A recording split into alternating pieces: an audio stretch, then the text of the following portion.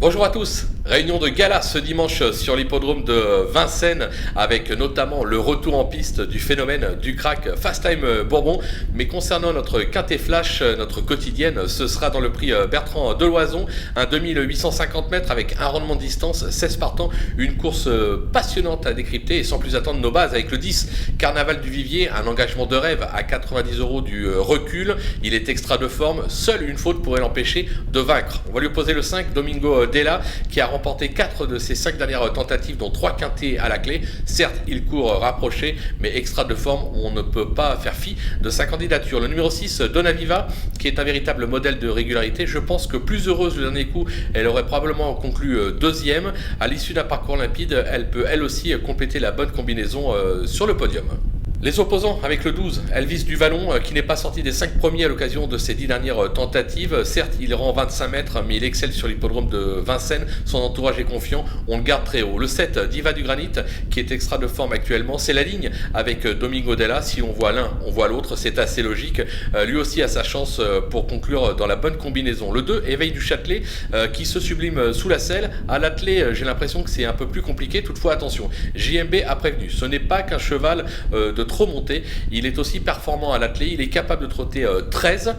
On va faire confiance à JMB, raison pour laquelle je l'ai remonté dans ma sélection.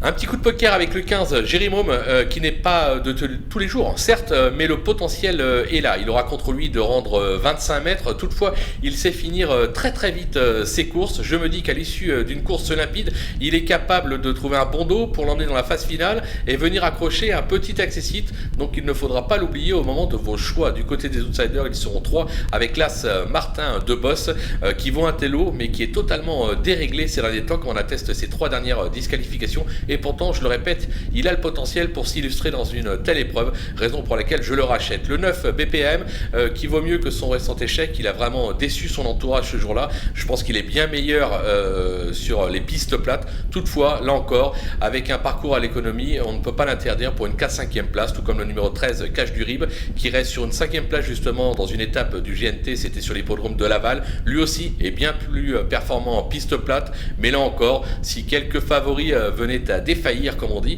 il est tout à fait capable de venir accrocher une 5e place. Du côté des laissés, il a fallu faire des choix, prendre des risques, on les prend ces risques. Avec le 3 candidat d'Ortige, il faut remonter au 5 juin 2019 pour lui trouver un accessite depuis ses 9 échecs consécutifs.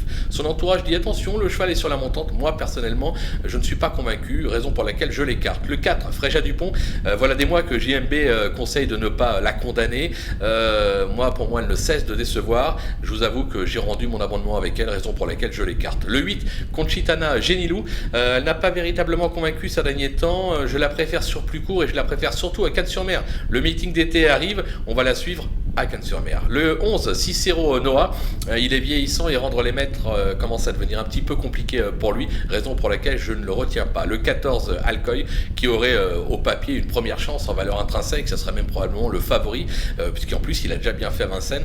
Maintenant le cheval n'est pas au top, il n'a pas été affûté pour l'épreuve, il prépare l'hippodrome de Cannes-sur-Mer cet été, il a un superbe engagement le 19 juillet, c'est ce jour-là qu'il faudra le cocher sur un ticket et le jouet gagnant est placé. Et enfin on conclut avec le 16, Blues des Landiers, lui aussi est vieillissant, il s'illustre surtout en province ces derniers temps. Au 25 mètres, ça devient vraiment très très compliqué, raison pour laquelle je tente l'impasse sur ses chances. Voilà, on a fait le tour de cette superbe épreuve. On va se quitter avec mes sélections et surtout mes conseils de jeu. À vous de jouer.